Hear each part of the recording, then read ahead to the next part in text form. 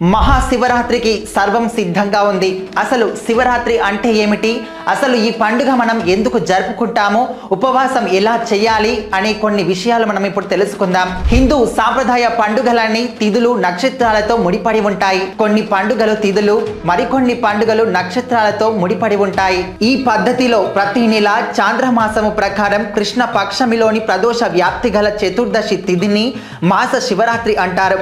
ఇది శైవులకు ఉపవాస వ్రతములకు ముఖ్యమైనదిగా భావించి శివుణ్ణి కొలుస్తూ ఆరాధిస్తూ ఉంటారు.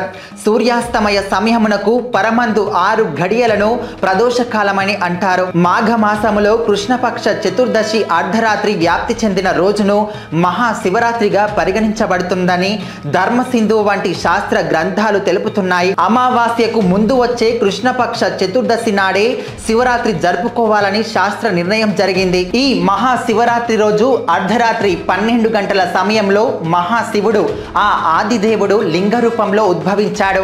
మరియు ఈ రోజు శివపార్వతుల కళ్యాణం జరిగింది కాబట్టి మహాశివరాత్రిగా మనం ఈ రోజును జరుపుకుంటాం.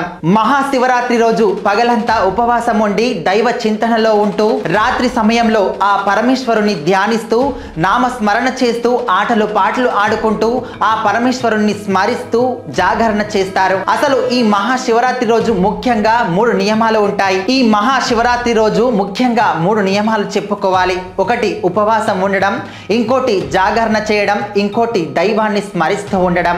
మహాశివరాత్రి రోజు పగలంతా ఉపవాసం ఉండి మనస్సును దైవ చింతన గావిస్తూ రాత్రి సమయంలో శివుడి అనుగ్రహం కొరకు నిద్రపోకుండా మేలుకొని భక్తి శ్రద్ధలతో అభిషేకాలు పూజలు భజనలు చేస్తారు. అందుచేత శివరాత్రిగా పిలువబడుతుంది. ఈ రోజు ఇది హిందువులకు ముఖ్యంగా శైవులకు అత్యంత పుణ్యప్రదమైన రోజు. మహాశివరాత్రిని హిందువులు ఎంతో గొప్ప పర్వదినంగా జరుపుకొని శివుణ్ణి కొలిచి తరిస్తారు. మహాశివరాత్రి రోజు ముఖ్యంగా పాటించవలసినవి ఈ 3 నియమాలు ఉన్నాయి. ఉపవాసం, జాగరణ, శివనామ స్మరణ. అయితే శివుడు లింగ రూపంలో ఉద్భవించడానికి ఒక పురాణమైన గాథ ఉంది. ఒకానొక కాలంలో బ్రహ్మ విష్ణువులిద్దరూ నేను గొప్ప అంటే నేను గొప్ప అని తగు పడుతూ ఉంటారు. ఆ సమయంలో వారిద్దరి తగువు తీవ్ర స్థాయికి వెళ్తుంది. అప్పుడు వీళ్ళిద్దరిని ఎలాగైనా నిజం తెలుసుకునేలా చేసి శాంతపరచాలని మహాశివుడు నిర్ణయించుకుంటాడు. అప్పుడు అదే సమయంలో లింగ రూపంలో ఉద్భవించి అప్పుడు బ్రహ్మ విష్ణువులకు ఈ శివలింగం యొక్క ఆది అంతం ఎక్కడ ఉన్నాయో తెలుసుకోమని చెప్తారు. అప్పుడు విష్ణువు వరాహ రూపాన్ని దాల్చి పాతాళ లోకానికి వెళ్ళి ఆ శివలింగం యొక్క ఆది ఎక్కడ ఉంది అని తెలుసుకోవడానికి ప్రయత్నిస్తాడు. బ్రహ్మదేవుడు హంసవాహనం ఎక్కి కైలాసానికి వెళ్తూ అసలు ఈ శివలింగం యొక్క అంతం ఎక్కడ ఉంది, ఆది ఎక్కడ ఉంది అని వీళ్ళిద్దరూ బ్రహ్మ విష్ణువులు ఇద్దరు తెలుసుకోవడానికి ప్రయత్నిస్తారు. కానీ ఎంత వెతికినా ఎంత దూరం వెళ్ళినా ఆ శివలింగం యొక్క ఆది అంతం ఎక్కడ ఉన్నాయి అనే విషయాన్ని మాత్రం వాళ్ళు తెలుసుకోలేకపోతారు. తిరిగి తిరిగి అలసిపోతారు. అప్పుడు వాళ్ళకు తెలిసొస్తుంది. చివరికి ఇక లాభం లేదు అనుకొని ఇద్దరు కలిసి శివుని వద్దకు చేరుకొని మేము నీ శక్తిని తేల్చుకోలేకపోతున్నాము అని అడగగానే శివుడు చిరునవ్వు నవ్వి మీలో ఎవరు గొప్ప అనే పోటీతో వాదోపవాదనతో ఉన్న దానిని గమనించి మీ పోటీని తగ్గించడానికి నేను ఈ లింగాకారంగా అవతరించాల్సి వచ్చింది అని వారికి నిజ రూపంలో వివరించి చెబుతాడు. అప్పుడు బ్రహ్మ విష్ణువులు శివుడి ఆధిక్యతను గ్రహించి పూజించి కీర్తిస్తారు. ఆ రోజే మహాశివరాత్రి అయిందని పురాణ కథనం చెప్తుంది. మరియు ఇంకో గాథ ప్రకారం ఇదే రోజు శివపార్వతుల కళ్యాణం జరిగిందని అందుకే ఈ రోజును మహాశివరాత్రిగా జరుపుకుంటారు అని కూడా చెప్తుంటారు.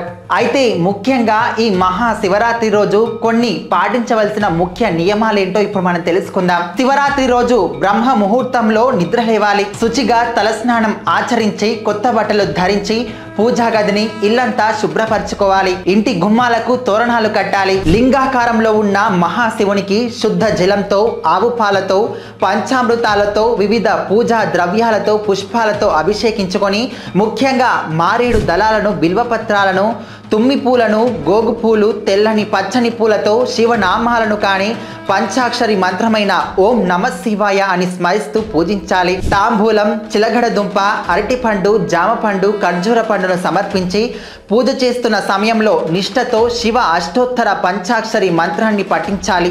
ప్రాతకాలం నుండి ఉదయం 9 గంటల లోపు అభిషేకాలు చేసే పూజకు ఉత్తమ ఫలితాలు ఉంటాయని ముఖ్యంగా గుర్తుంచుకోవాలి. ప్రాతకాల సమయం నుంచి ఉదయం 9 గంటల వరకు అభిషేకాలు పూజ పూజలు చేస్తే విశేషమైన ఫలితాలు లభిస్తాయనే విషయాన్ని మాత్రం ముఖ్యంగా గుర్తుపెట్టుకోవాలి. ఆ మహాశివుడు అభిషేక ప్రియుడు.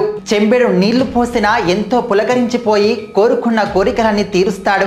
కాబట్టి మహాశివుణ్ణి భోలా శంకరుడు అని కూడా అంటారు. పగలంతా ఉపవాసం ఉండి సాయంత్రం 6 గంటల నుంచి మరుసటి రోజు ఉదయం 6 గంటల వరకు జాగరణ చేసి శివనామ స్మరణ చేసి భక్తి శ్రద్ధలతో స్వామిని పూజించి భజనలు చేస్తారు. అప్పుడు సంపూర్ణంగా శివుని కృపా కటాక్షాలకు మనం పాత్రులవుతాము. మహాశివరాత్రి రోజు జాగరణ అయిపోయిన తరువాత మరుసటి రోజు ఉదయం శుద్ధిగా తలస్నానం చేసి స్వామివారికి పూజా నైవేద్యాలు సమర్పించాలి.